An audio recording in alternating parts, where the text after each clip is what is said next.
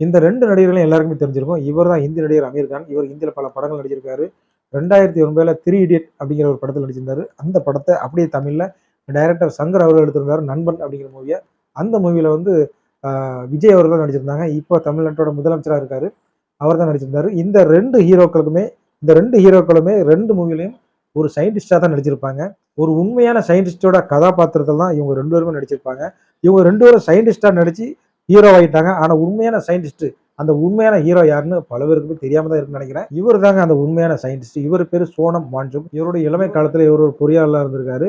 இவர் நினைச்சிருந்தா பல கார்ப்பரேட் கம்பெனில இணைஞ்சு பல கோடிகளை சம்பாதிச்சிருக்கலாம். ஆனா இவர் அதை செய்யல.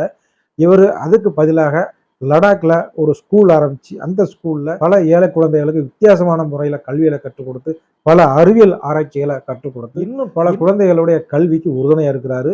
இப்ப சமீபத்துல நடந்த இந்த நீட் பிரச்சனைக்காக அவர் உண்ணாவிரதம் இருந்து போராட்டம் கூட பண்ணியிருக்கிறாரு. இந்த மாதிரியான ரியல் ஹீரோக்கள் வந்து திரைக்கு பின்னாடி இருக்கிறாங்க. இதை நிறைய பேருக்கு தெரியறது இல்லை.